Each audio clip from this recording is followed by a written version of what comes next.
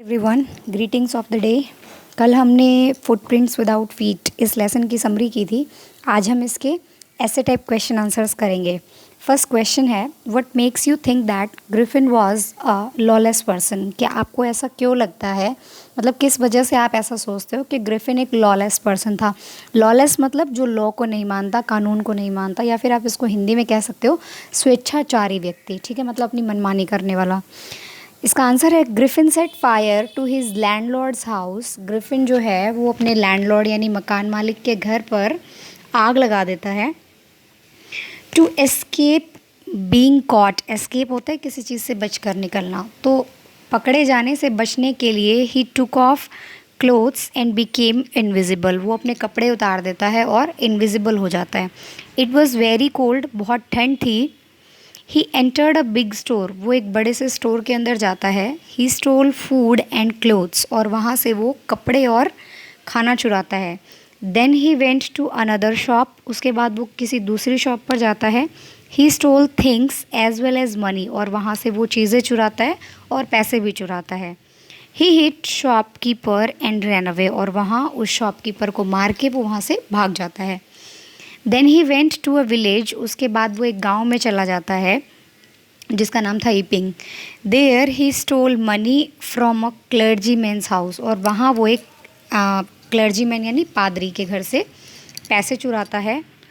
A policeman was called in to arrest him. और क्योंकि लोगों को शक हो जाता है कि शायद ग्रिफिन का हाथ है उसमें, तो वो लोग पुलिस को बुलाते हैं उसे पकड़ने के लिए।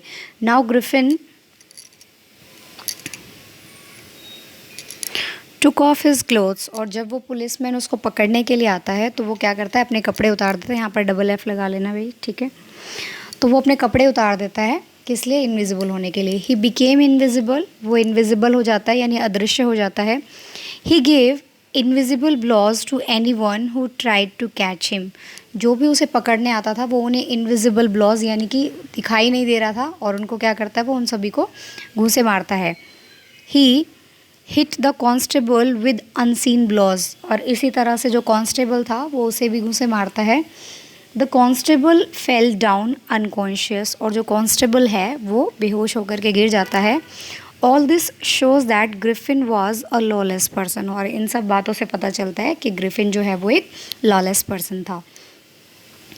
नेक्स्ट क्वेश्चन है, क्वेश्चन नंबर 2।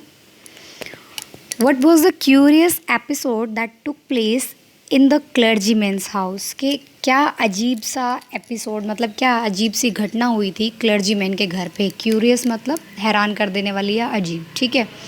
एपिसोड यानी घटना। Took place in the clergyman's house, के पादरी के घर में ऐसी क्या घटना हुई थी।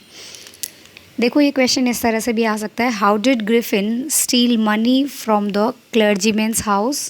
के ग्रिफिन ने क्लर्जीमैन के घर से पैसे कैसे चुराए। हाउ डिड, यहाँ पर ही आएगा, ये टी नहीं आएगा, ठीक है, ही आएगा भाई।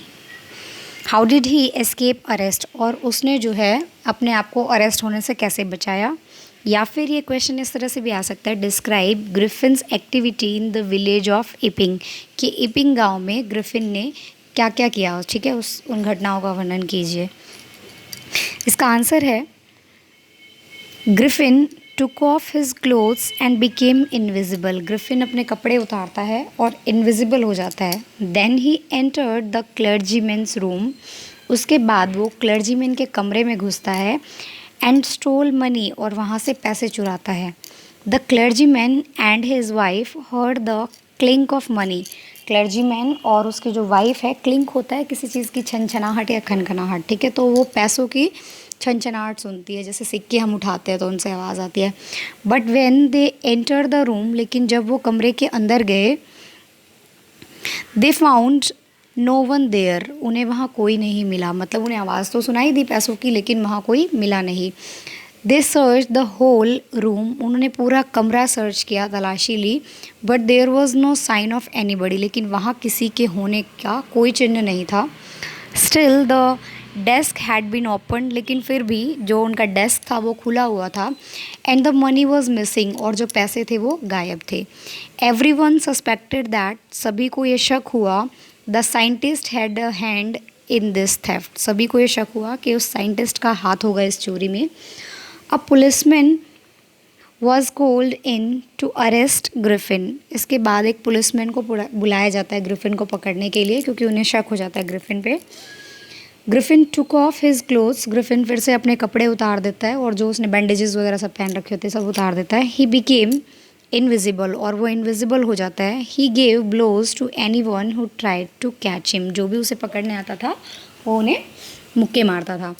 ही hit the constable with unseen blows, इसी तरह से उसने कॉन्स्टेबल को भी मारा।